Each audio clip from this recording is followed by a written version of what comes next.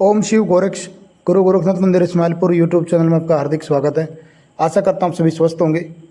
तंत्र क्रियाएं जो होती हैं वो कैसे होती है? क्या कोई हर व्यक्ति पर तंत्र क्रिया करवा सकता है या कर सकता है? कई बार लोग क्या सोचते हैं कि जैसे किसी से तो आपस में दुश्मनी हो जाती है, तो वो लोग सोचते हैं कि उन्होंने आपके ऊपर कुछ करवा दिया है। तो इतना आसान नहीं होता। मैं आपको बता दूं कि इतना आसान नहीं होता तंत्र किसी की हर एक व्यक्ति के ऊपर करवाना। इस धरती पर बहुत ऐसे तांत्रिक भगत, बहुत ऐसे लोग हैं जो इस तरीके से सारी चीज़ें खोल कर रख देते हैं कि जैसे उनको स्वयं को सामने दिख रहा हो कि किसने तंत्र करवाया है। कुछ लोग तो ऐसे होते हैं कि नाम तक बता देते हैं। कुछ लोग ऐसे होते हैं जो हिंट दे देते हैं कि आपके ऊपर तंत्र किसने करवाया है। यानी कि जो भी आपके ऊपर तंत्र या फिर क्रिया या कोई चौकी छुड़वाई है तो वो किसने छुड़वाई है उसका स्पष्ट नाम तक बता देते हैं। या फिर वो हिंट दे देते हैं कि इस ऐसा ऐसा वो आदमी दिखता है, इस अक्षर से उसका नाम शुरू होता है, या फिर रिश्ते में आपका वो ये लगता है। तो इस तरीके से हिंट दे दिया जाता है। और आपको एक चीज़ और बता दूं कि जितने भी वो नाम निकल कर आते हैं वो आपके सगे संबंधियों के होते हैं, आपके आस पड़ोस में रहने वाले, जो आपसे घृणा करते हैं, आपसे जिनकी लड़ाई हो रखी है। सिर्फ और सिर्फ उन्हीं लोगों के वो नाम आते हैं निकल कर। यानी कि जो लोग आपको भली भांति जानते हैं, आपको बिल्कुल अंदर तक जानते हैं, पहचानते हैं, आपके घर पर उनका आना जाना भी होता है, तो ऐसे लोग ही आपके ऊपर तंत्र करवाते हैं। बाहर वाले किसी व्यक्ति को आपके बारे में नहीं पता होता, चाहे कोई कितना भी बड़ा तांत्रिक हो, वो आपकी शक्ल से, आपके नाम से वो आपके ऊपर तंत्र नहीं कर सकता जब तक उसको आपके बारे में पूरा भेद पता ना हो। जब तक आपसे जुड़ी कोई संबंधित कोई वस्तु उसके पास ना पहुंचे। कई बार लोग क्या सोचते हैं, जैसे वो कहीं सर्विस कर रहे हैं, कहीं जॉब कर रहे हैं, या फिर उनका कोई काम धंधा है, उनकी किसी से गहराई से कोई दुश्मनी हो जाती है, कोई लड़ाई झगड़ा ज़बरदस्त वाला हो जाता है, तो और कुछ दिन बाद उस व्यक्ति को प्रॉब्लम होनी शुरू हो जाती है, तो वो लोग समझते हैं कि उन लोगों ने हमारे ऊपर करवा दिया है, कुछ क्रिया करवा दी है। तो मैं आपको एक क्लियर चीज़ बता दूं कि करवाने के लिए जो भी व्यक्ति करवाने वाला होता है उसको एक तो आपके गोत्र पता होना चाहिए, आपके कुल के देवी देवता पता होना चाहिए, आपकी आदतें पता होनी चाहिए, आपके कितने कुल के पितृ हैं वो उसको पता होने चाहिए, आपके घर में टोटल कितने सदस्य हैं, कितनी महिलाएं हैं, कितने पुरुष हैं, कितने बच्चे हैं, आपके घर में पूजा पाठ कौन करता है।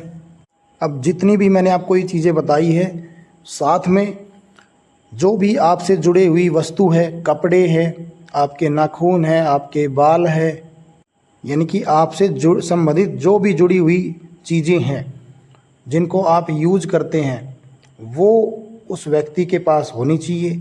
तब कोई व्यक्ति आपके ऊपर तंत्र करवा सकता है या कर सकता है। अब इतनी सारी चीज़ें तो सिर्फ वही इंसान जानता है जो आपके घर का सदस्य हो, या आपके रिश्तेदारी का कोई सदस्य हो, आपका कोई घनिष्ठ मित्र हो। बहुत सारी जगह दुखी व्यक्ति किसी चौकी पर जाता है तो अधिकतर चौकियों पर उसको बता दिया जाता है कि करवाया हुआ है, करवाया हुआ है, करवाया हुआ है। अरे भाई, ये तो सुनिश्चित होना चाहिए ना कि करवाया हुआ किस वजह से है, उसमें क्या हस्तक्षेप है किसी व्यक्ति का, किसी से उसकी लड़ाई हुई थी, किसी व्यक्ति का उनके घर आना जाना था, तो व्यक्ति अपने आप भी लिंक बना सकता है कि कौन व्यक्ति मेरे घर पे किस तरीके से आता है, किस तरीके से बात करता है, या फिर करता था पहले। बहुत सारी जगह तो झूठ बोल दिया जाता है कि आपके ऊपर करवाया हुआ है, और व्यक्ति टेंशन में बीमार होने लगता है। तो जितने भी मैंने ये बातें बताई हैं, इनसे यह निष्कर्ष निकलता है कि आपके ऊपर करवाने वाला सिर्फ आपका सगा संबंधी होता है, जिसको आपके बारे में पूर्ण तरीके से पता होता है, जिसका आपके घर पे भी आना जाना लगा होता है। अब कई लोग यह सोचते हैं कि मैं तो बहुत ज़्यादा पूजा पाठ करता हूँ, मैं बालाजी करता हूँ, मैं माता करता हूँ, मैं गुरु गोरखनाथ जी करता हूँ, मैं भैरव बाबा की करता हूँ। तो कुछ लोग अपने आप में समझते हैं कि हम लोग पूजा पाठ करते हैं तो हमारे ऊपर कोई तंत्र नहीं कर सकता।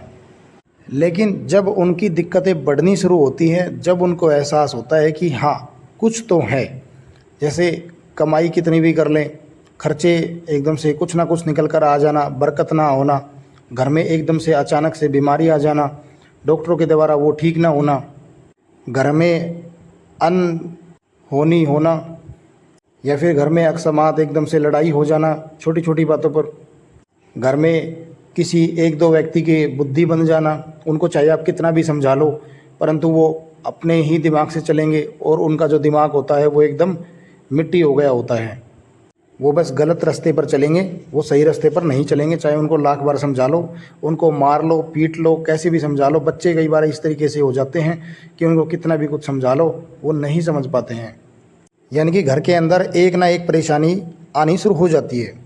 तो ये जितनी भी नकारात्मक जो शक्तियाँ होती हैं या जो तंत्र होते हैं, ये क्या करते हैं कि आपके शरीर में कोई ना कोई ऐसी बीमारी बना देते हैं, जैसे कि कैंसर की बीमारी बना देना, ठीक है। और कई बार तो जब लोगों को पता चलता है कि हाँ मुझे कैंसर है, तो वैसे ही सदमे में वो जीने लगता है अपने आप, टेंशन ले लेकर वो वैसे ही मरना शुरू हो जाता है।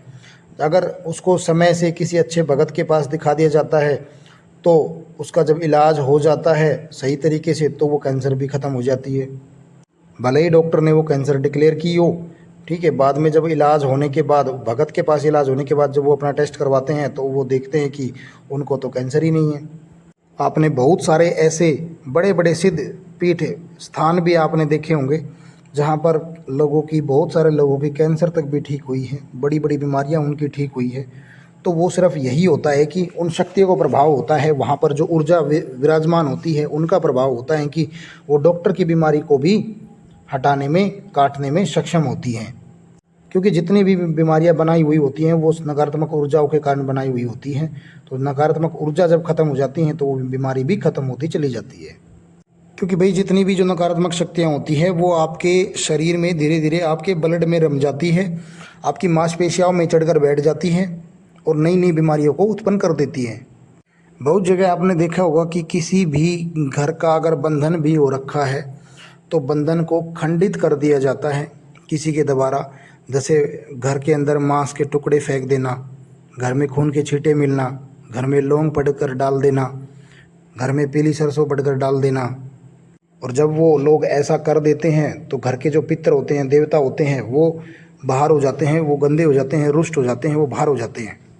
और ये उसी केस में होता है जब अपने घर का सुरक्षा चक्कर या तो स्वयं व्यक्ति ने, उस घर के स्वयं व्यक्ति ने बनाया हो या फिर किसी भगत के माध्यम से करवाया हो और भगत ने उसके देवी देवताओं को वचन में बांधकर उसके पहरेदार ना बनाया हो। क्योंकि अगर कोई भी भगत बंधन आपके घर का करता है तो आपके कुल के देवी देवताओं से वचन लेकर उस घर का बंधन करता है, ताकि उस घर में कोई भी नकारात्मक शक्ति प्रवेश ना कर पाए, किसी का करा कराया उस घर पर ना हो पाए। और बहुत सारे जो भगत होते हैं, कई लोग ऐसे होते हैं, ठीक है, वो क्या करते हैं कि वो सिंपल बंधन कर देते हैं अपना, उनके कुल के देवी देवताओं से वचन नहीं लेते हैं, इसलिए वहाँ उस घर का बंधन खंडित हो जाता है। ये बहुत ही गहराई की बात है जो आपको मैं बता रहा हूँ। क्योंकि भाई जो जितने भी आपके कुल के देवी देवता होते हैं वो बहुत ही पवित्र होते हैं, उनके अंदर माने तो बहुत ज़्यादा शक्तियाँ होती हैं और नहीं माने तो कुछ भी नहीं होता। वो अगर चाहे तो आपके घर में एक तिनका भी ना होने दें। अब जब घर का बंधन अगर किसी तांत्रिक के माध्यम से तोड़ दिया जाता है तो उस घर में फिर वो अपनी चीज़ें भेज सकता है, उसके लिए बहुत ही आसान होता है उस घर पर तंत्र क्रिया करना। अब इस केस में क्या होता है कि जैसे किसी भी घर में अगर वो व्यक्ति बहुत ज़्यादा पूजा पाठ कर रहा होता है, या वो हवन कर ले, या वो भोग प्रसाद सुबह शाम दे ले, या वो कुछ भी साधनाएं कर लें, मंत्र जाप कर लें, तो उस तांत्रिक के द्वारा उस घर में जो शक्ति भेजी जाती है वो शक्ति उस व्यक्ति के द्वारा की गई पूजा पाठ को, भोग प्रसाद को, साधना को, तंत्र मंत्र सभी चीज़ों को वो ग्रहण कर रही होती है और वो पावरफुल बन जाती है। और यही कारण होता है कि बहुत सारे लोग ऐसे बोलते हैं कि मैं तो घर में बहुत अच्छे से पूजा पाठ करता हूँ, मंत्र साधनाएं करता हूँ, सारी चीज़ें करता हूँ, फिर भी मेरे घर में ऐसी नकारात्मक शक्तियाँ क्यों और मेरे ऊपर तंत्र क्यों। तो यही कारण होता है कि जो वो नकारात्मक शक्तियाँ होती हैं वो आपके घर से आपकी पूजा पाठ का सारा फल ले लेती है, सारी ऊर्जा को ग्रहण कर लेती है। इसलिए हम जब भी, मैं यहाँ से जब भी मैं किसी का इलाज करता हूँ तो बाबा के आदेश पर मैं उस घर में जोत बत्ती वगैरह सब कुछ बंद बताता हूँ। घर में पूजा पाठ है या फिर घर में कोई भी व्रत कर रहे हैं, कोई भोग प्रसाद दे रहे हैं, कुछ भी उपासना कर रहे हैं, साधना कर रहे हैं, मंत्र कर रहे हैं, सब कुछ बंद बता देता हूँ, ताकि वो जो नकारात्मक शक्ति है वो कमज़ोर पड़ जाए और उसको हटाने में फिर ज़्यादा शक्तियाँ ना लगे, वो जल्दी से हट जाएगी फिर वो।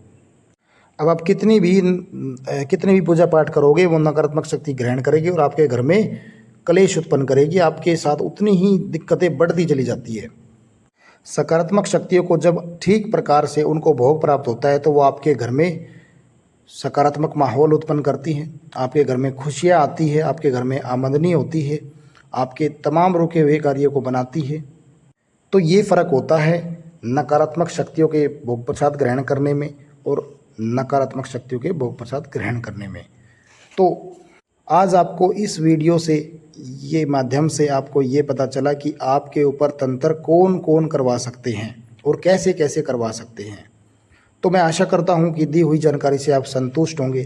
बाकी वीडियो अगर अच्छी लगी है तो और भी लोगों तक शेयर करें, लाइक करें, कमेंट करें और हाँ, जाते जाते चैनल को सब्सक्राइब करना ना भूलें। हम लौटेंगे एक नई